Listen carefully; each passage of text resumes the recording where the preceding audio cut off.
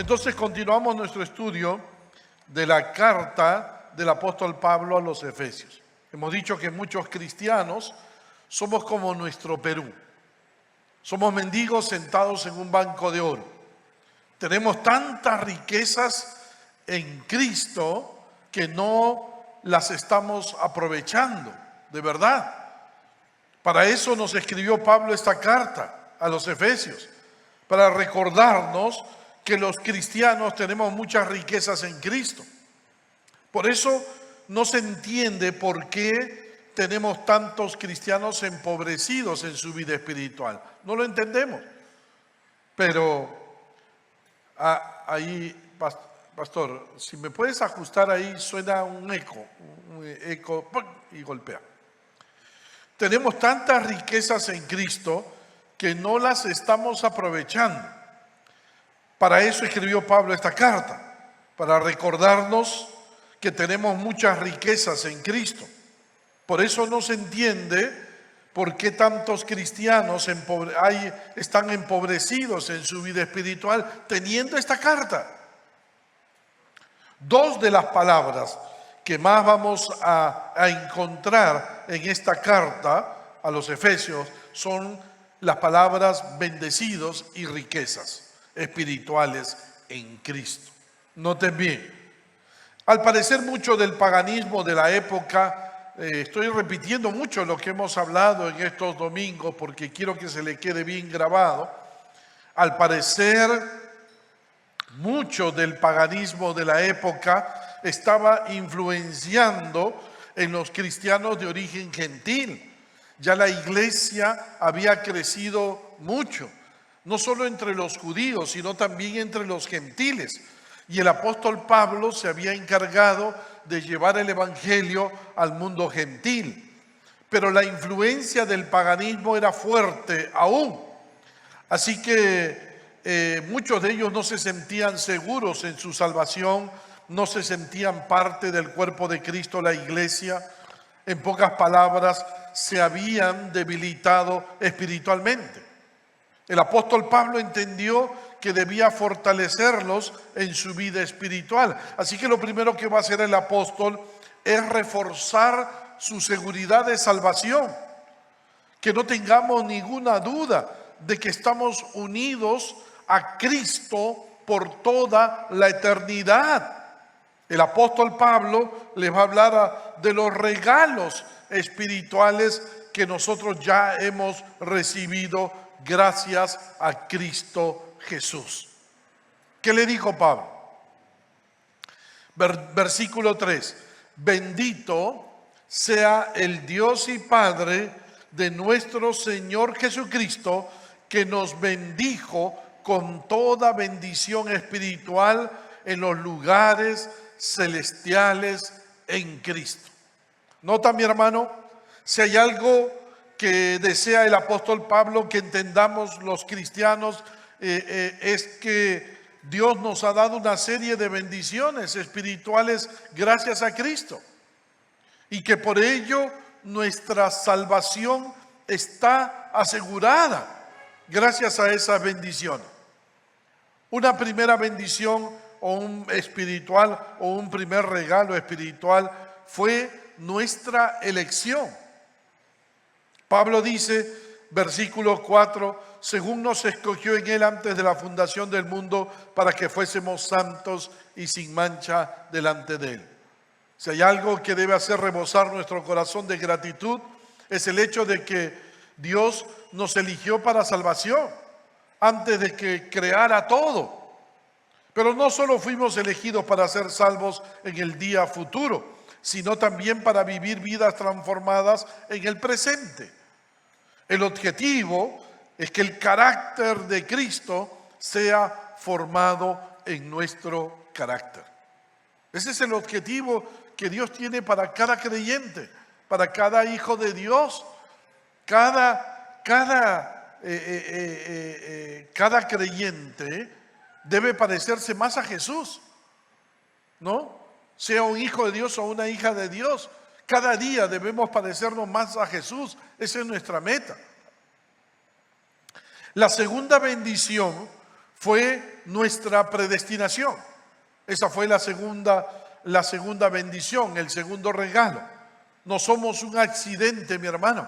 Hablamos, lo dijimos, no somos un error. Pablo escribió, versículos 5 y 6, en amor, habiéndonos predestinados para ser adoptados hijos suyos por medio de Jesucristo, según el puro afecto de su voluntad, para alabanza de la gloria de su gracia, con la cual nos hizo aceptos en el amado. La palabra predestinado significa ser elegidos con propósito. Ahora, ¿qué motivó a Dios elegirnos con propósito? Su amor, uno, su voluntad soberana. Dios quiso elegirnos. Y tres, la gloria de su gracia. El fin por el cual hemos sido elegidos por Dios es para darle gloria a Dios por toda la eternidad. Y para ello Dios nos predestinó, para adoptarnos como sus hijos. Dios quiso hacernos parte de su familia por toda la eternidad. Amén. Así que todos aquellos que estamos inscritos en el libro de la vida, somos parte de la familia de nuestro Dios Todopoderoso. La tercera bendición fue nuestra redención, que predicara el pastor Jonathan Rodríguez.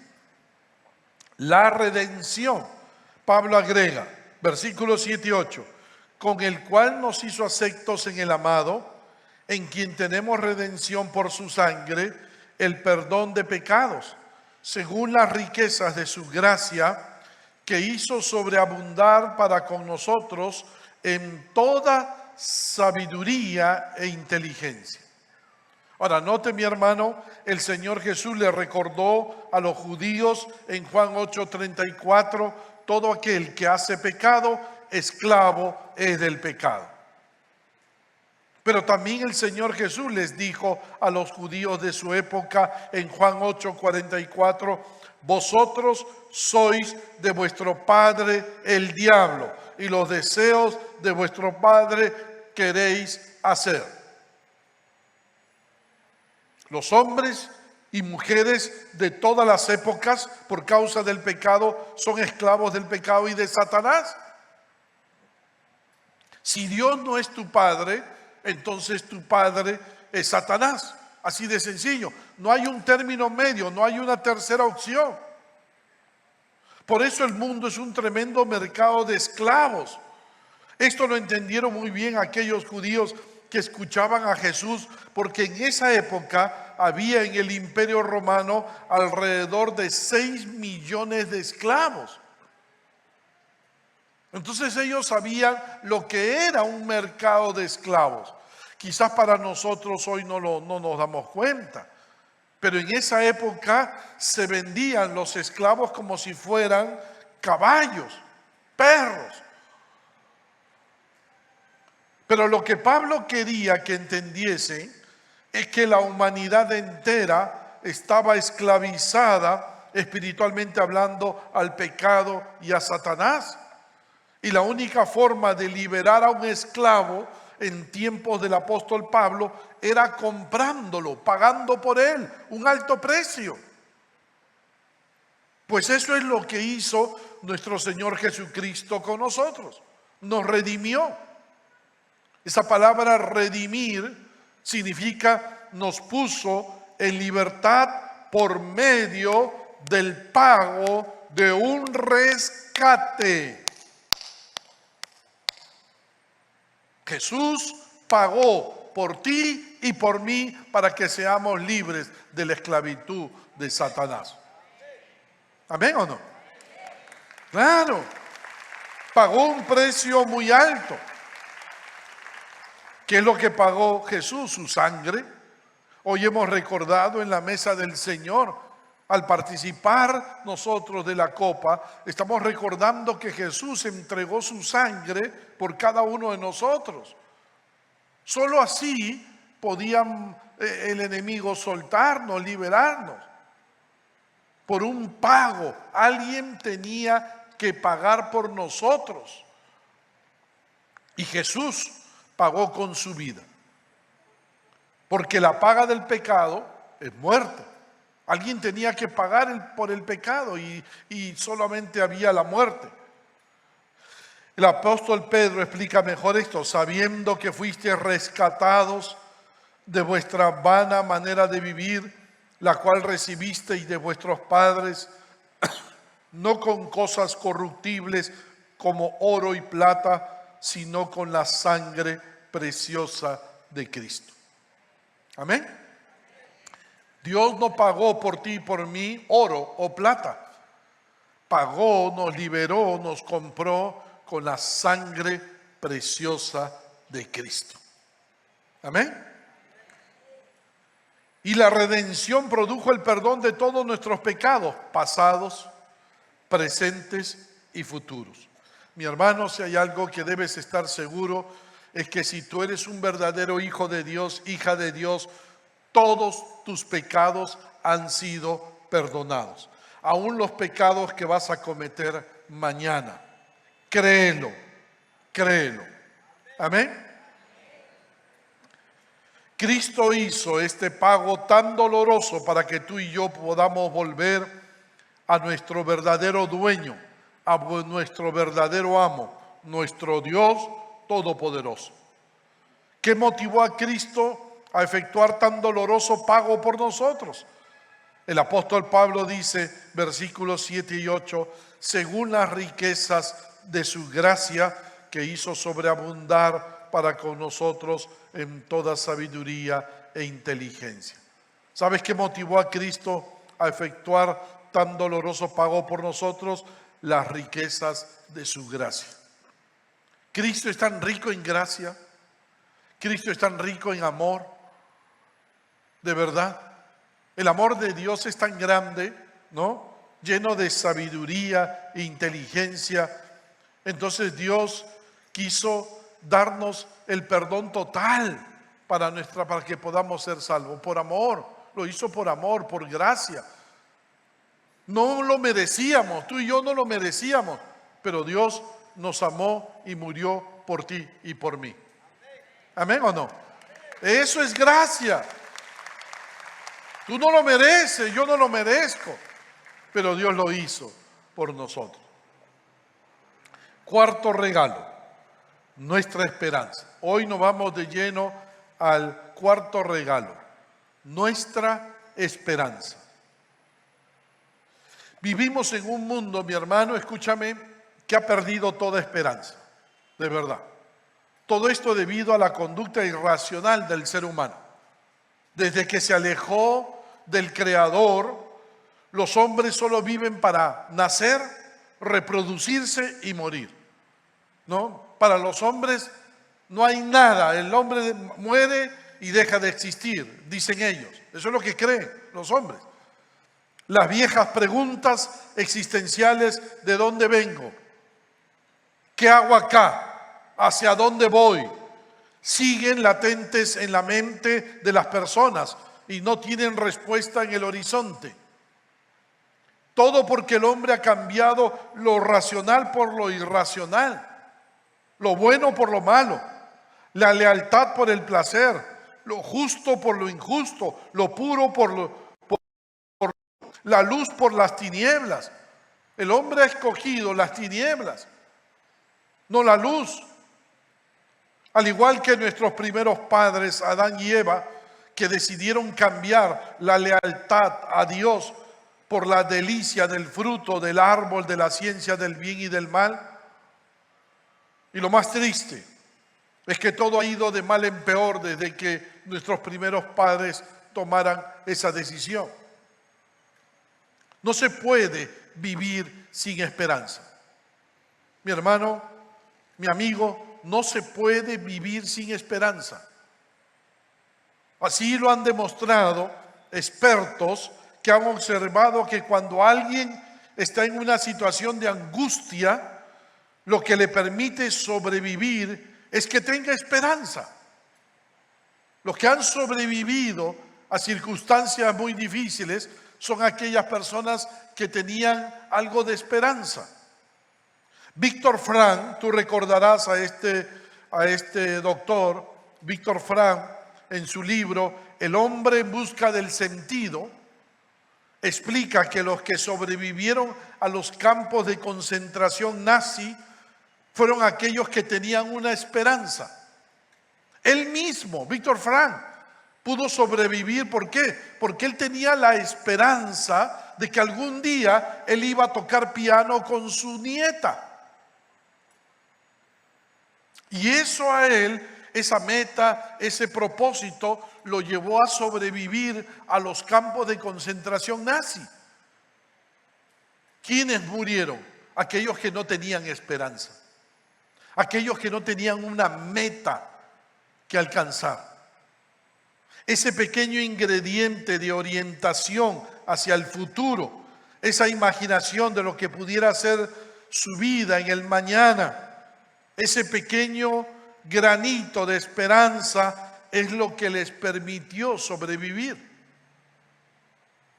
Vuelvo a repetirte, no se puede vivir sin esperanza. Y eso es justamente uno de los más grandes regalos que nuestro buen Dios nos ha dado: esperanza. En la puerta de entrada de toda iglesia debiéramos tener un letrero que diga: bienvenidos a la esperanza. ¿Por qué?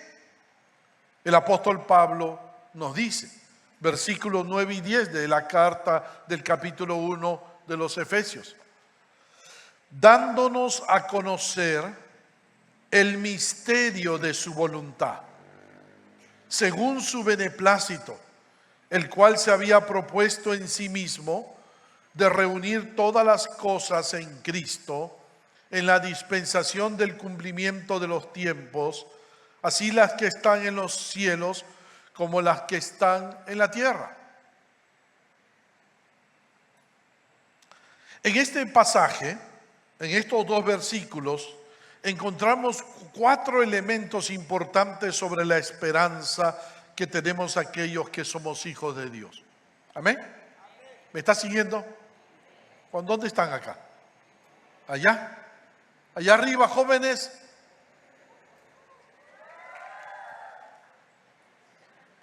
ADN. Muy bien. ¿Y allá entonces quiénes son? ¿ADN también? Pero estos son ADN mutantes porque no han gritado.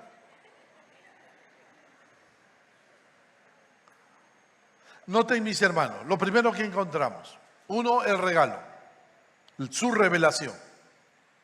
El regalo, su revelación.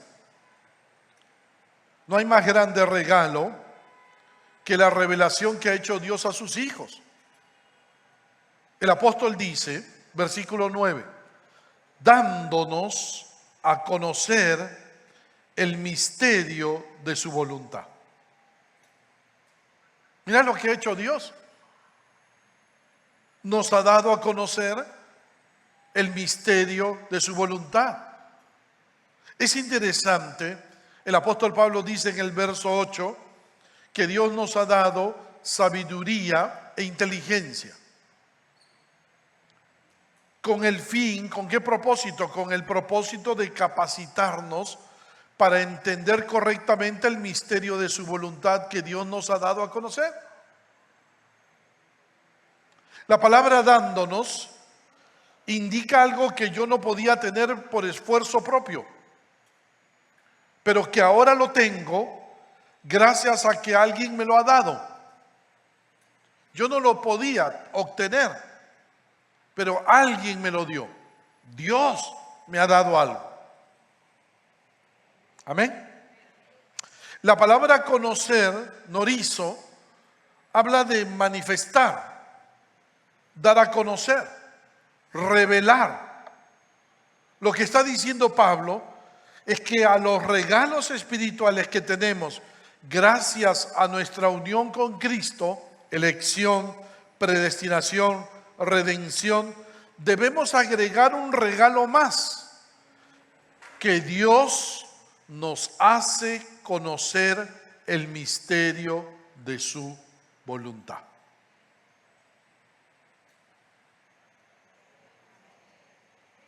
Agrégale al regalo de la elección, de la predestinación, de nuestra redención, agrégale en solo una palabra su revelación.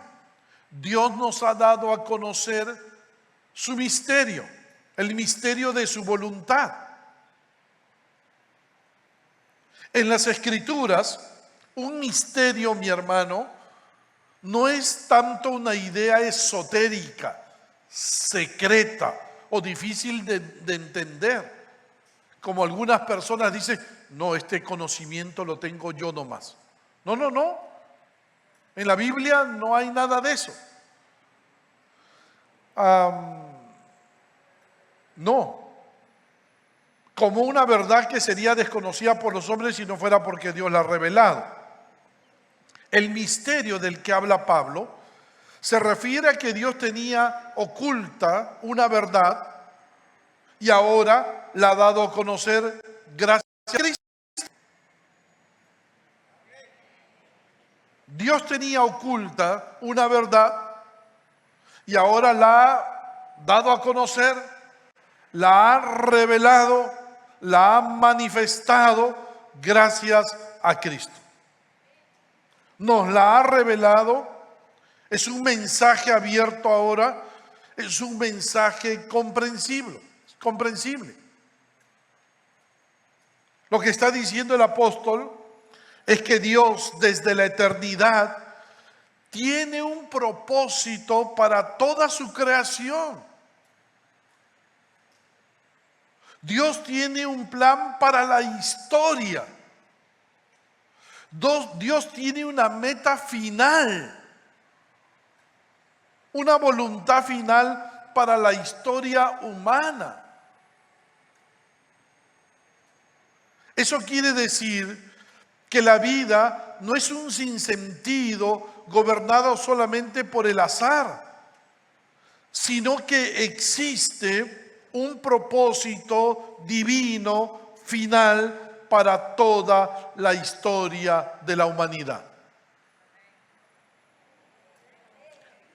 Amén. No sé si me estoy dejando entender. Cuando Dios dice que nos ha dado a conocer el misterio de su voluntad, está diciendo que nos ha revelado, gracias a Cristo, de que la historia de la humanidad tiene una meta final.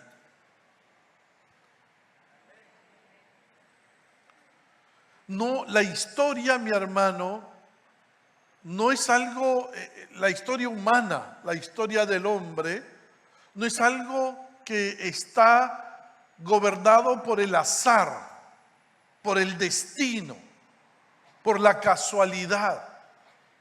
Como que no hay una meta final, como que al final dejamos de existir y punto. No, no, no, no. Eso es lo que el hombre ha propugnado desde que se alejó de Dios. El hombre perdió rumbo, perdió la meta final, perdió propósito, perdió sentido. El hombre, a consecuencia del pecado, para el hombre no existe más allá, más nada más allá. Nace, vive y muere y ahí acaba todo.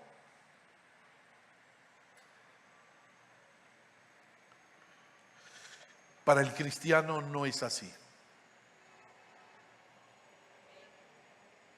¿Están acá? Para los creyentes no es así. Dios tiene un plan desde la eternidad y ese plan tiene una meta final, un objetivo final. Y Dios nos lo ha dado a conocer por medio de Cristo. ¿Amén o no?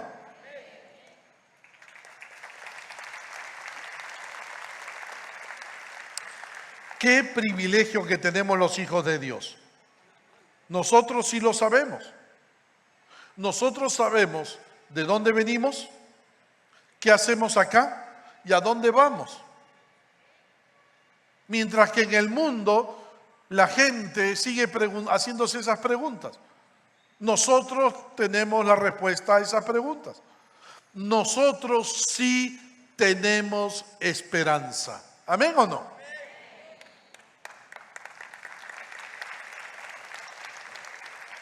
¿Por qué? Porque se nos ha dado a conocer esa esperanza. 2. Ahora, usted me dirá, pero pastor, ¿cuál es esa esperanza que tenemos nosotros? Espérate, tranquilo. 2. La razón de la esperanza, según su beneplácito. La razón. Nota bien, lo segundo que encontramos en este pasaje bíblico. Pablo agrega la razón de este regalo. Versículo 9. Según su beneplácito, el cual se había propuesto en sí mismo.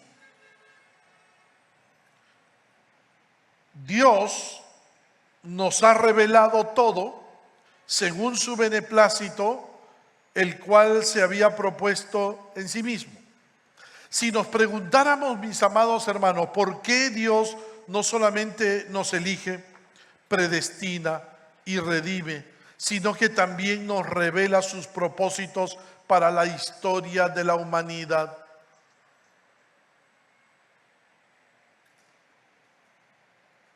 Dios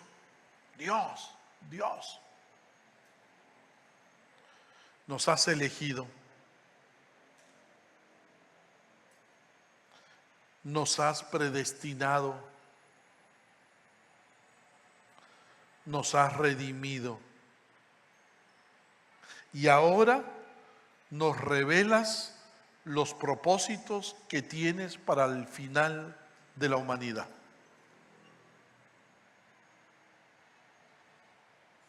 Dios, ¿por qué? ¿Por qué nos das ese regalo?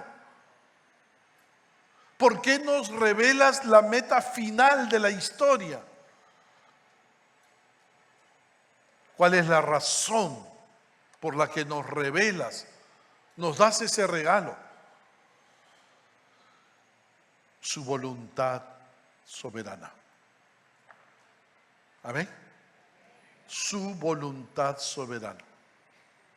Dios tiene a bien revelarnos su voluntad porque así es su beneplácito y su voluntad determinada. Lo hace porque por naturaleza Dios se deleita en revelarse, en comunicarse. Lo hace porque así lo desea. Él es Dios y así lo desea. Cuando los hombres tomamos decisiones, nuestra voluntad suele estar influenciada, aún determinada por presiones ajenas. Pero en el caso de Dios, su voluntad es cosa que Dios se propuso a sí mismo. Dios se propuso a sí mismo. No hay factores externos que pudieran haber influenciado en Dios cuando nos reveló su voluntad para la historia humana. No existen. Dios es soberano. Dios es un Dios de revelación, porque así es su voluntad. Los dioses de los gnósticos, por ejemplo, en tiempos del apóstol Pablo, tenían secretos. Y esos secretos eran solo para una élite privilegiada. No, tú necesitas estar en un nivel alto para obtener ese secreto. Tú necesitas estar en un nivel muy alto, ¿no? Y para que recibas esa revelación. No, nosotros no. Dios nos ha revelado en su palabra todo lo que Dios quería revelarnos. Nuestro Dios, que es el Dios verdadero, se revela a sus hijos. Los cristianos no tenemos un Dios así. Nuestro Dios es un Dios que se revela y que da a conocer su voluntad. un misterio lo hace comprensible a todos. Dar a conocer sus verdades es su complacencia. Dios no oculta a sus hijos lo que Él soberanamente quiere darnos a conocer. Nadie lo obliga. Dios lo hace por propia voluntad. Amén. Ese es nuestro Dios. Ese es nuestro Dios. 3, lo tercero que encontramos, el propósito: reunir todas las cosas en Cristo. Ese es el propósito final. Eso es lo que Dios nos ha revelado. ¿Cuál es la meta final para la historia humana? ¿Qué esperamos al final de los tiempos? ¿Cuál es la meta? ¿Cuál es el propósito final para la historia de la humanidad? Versículo 10, de reunir todas las cosas en Cristo.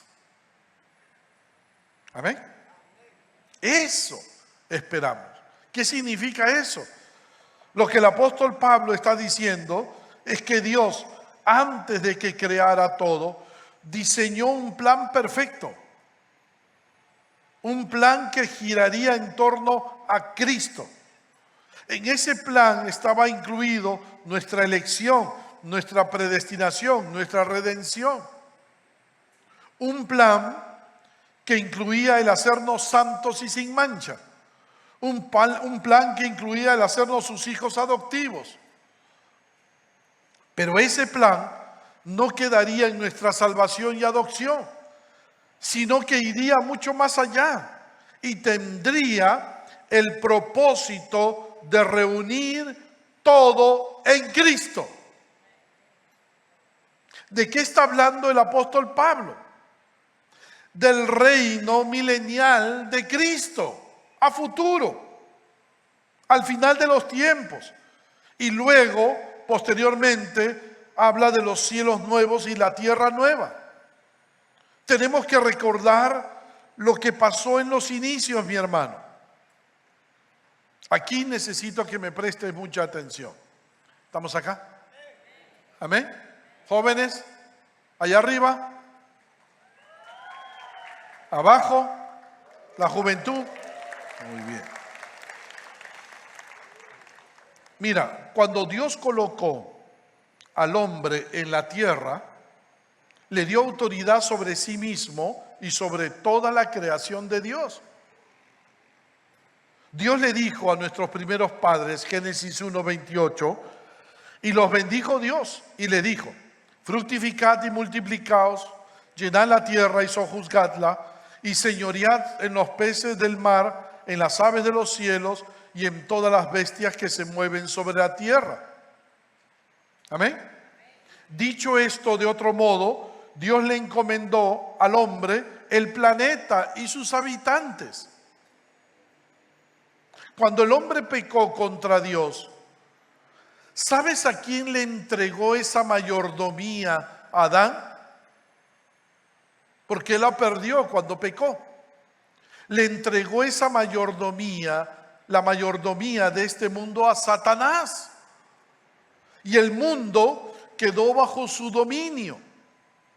Por eso Juan escribió en 1 de Juan 5:19, el apóstol Juan: el mundo entero está bajo el maligno. ¿Me dejé entender? Amén. Todo el mundo quedó bajo la supervisión de Satanás. Satanás es quien impone toda su filosofía de vida sobre este mundo, sus valores y principios morales. Además, Satanás, dice 2 de Corintios 4:4, cegó el entendimiento de los incrédulos para que no les resplandezca la luz del evangelio de la gloria de Cristo.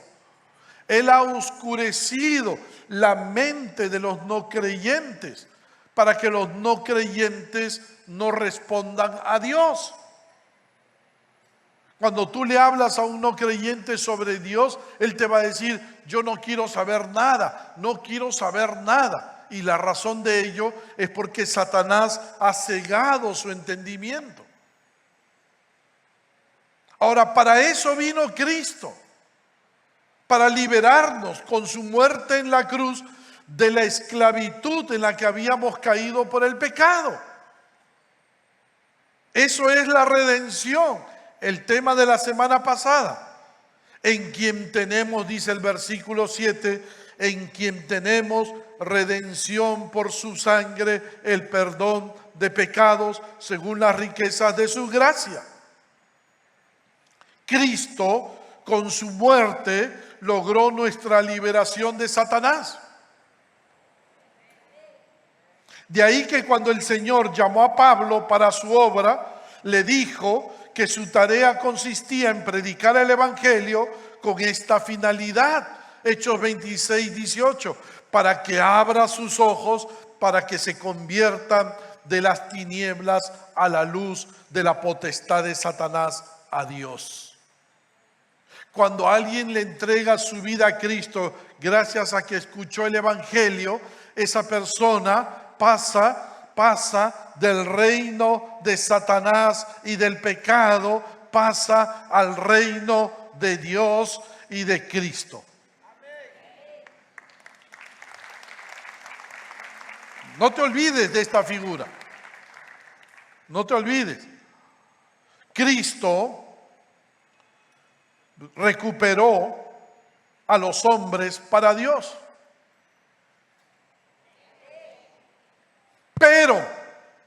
Pero falta recuperar la creación.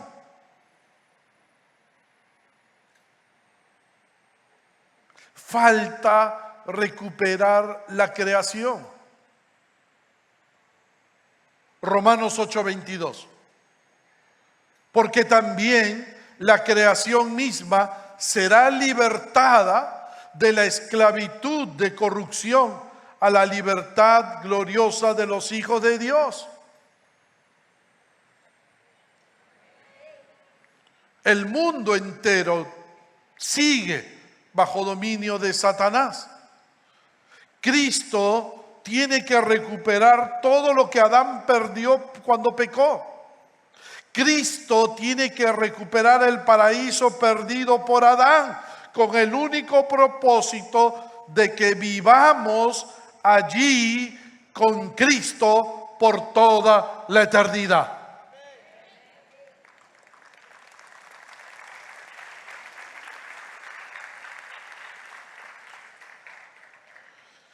Llegará un día en que Cristo va a recuperar todo lo que Adán perdió. Y Él nos colocará allí para vivir con Cristo por toda la eternidad. Esa es la esperanza que tenemos los hijos de Dios. A veces los hijos de Dios tenemos puesta nuestra mirada en el hoy. Pero llegará un día, mi hermano, en que tú y yo y todos los creyentes verdaderos de la historia, cuando Cristo haya recuperado todo, nos va a reunir con Él para vivir con Él por toda la eternidad. Y ese día el mal habrá acabado por siempre. Amén.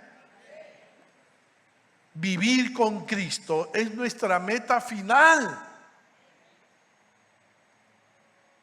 Lo que pase mañana, mi hermano, sí, yo amo a mi país, pero eso no me mueve el piso, porque yo tengo una esperanza. Algún día voy a vivir con Cristo por toda la eternidad.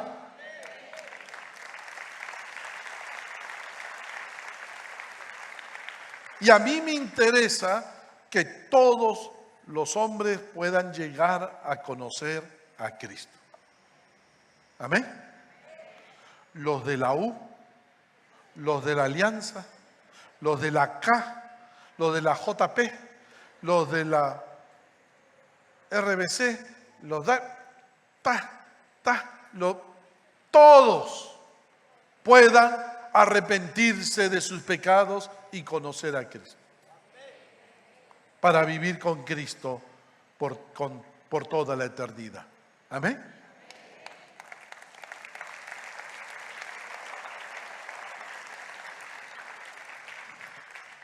Y 4, el tiempo. Me he extendido, mi hermano, el tiempo. ¿Cuándo se va a dar esto? ¿Cuándo vamos a volver a estar con Cristo? En la dispensación del cumplimiento de los tiempos. ¿Cuándo será esto? ¿Cuándo serán reunidas todas las cosas en torno a Cristo? El apóstol Pablo dice, en la dispensación del cumplimiento de los tiempos, así las que están en los cielos como las que están en la tierra. Hay 3 palabras aquí: dispensación o economía, o administración, cumplimiento, peroma, o terminar, tiempo, kairos, tiempo de Dios. No es cronos, no es días, tiempo de Dios. ¿De qué tiempo hablan estas 3 palabras? Del tiempo final de Dios. Del tiempo final de Dios. Lo que está diciendo Pablo es que llegará el día cuando Cristo regrese por segunda vez. Dios pondrá todas las cosas bajo autoridad de Cristo, todas las cosas que están en los cielos y en la tierra. Esto ocurrirá cuando Cristo establezca su reino de 1000 años aquí en la tierra. Todo el pueblo de Dios tendremos el privilegio de ser, dice Apocalipsis 26, sacerdotes de Dios y de Cristo, y reinarán con Él 1000 años. Y luego estaremos con Cristo en los cielos nuevos y tierra nueva por toda la eternidad.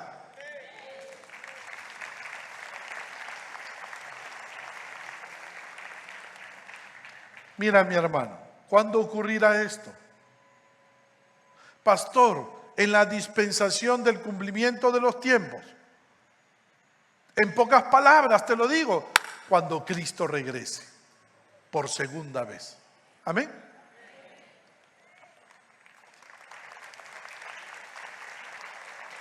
No lo olvides, Jesucristo es la meta de la historia. No lo olvides, el calendario está corriendo.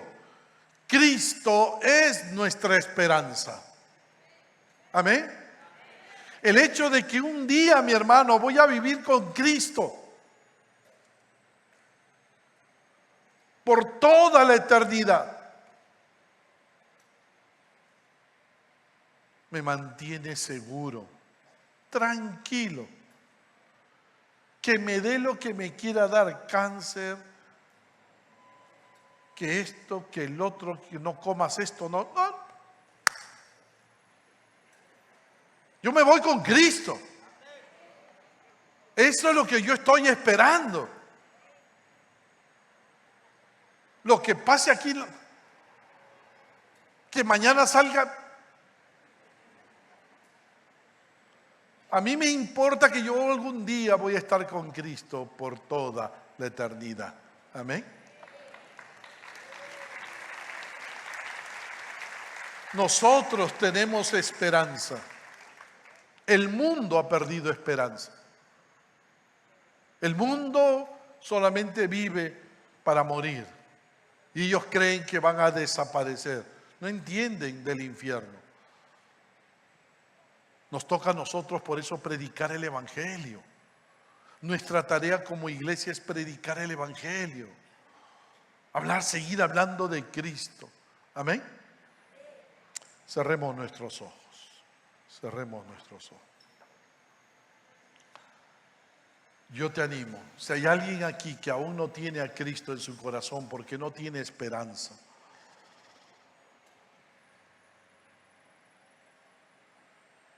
vives la vida sin propósito,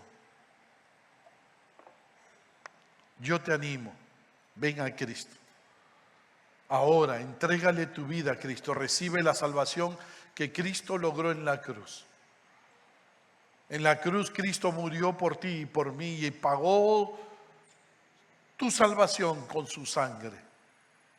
Ahora esa salvación está a disposición tuya. Solo tienes que arrepentirte de todos tus pecados. Solo tienes que confiar en Jesús. Entregarle tu vida a Cristo. Y vas a tener la misma esperanza que nosotros tenemos, de que algún día Cristo va a regresar por nosotros.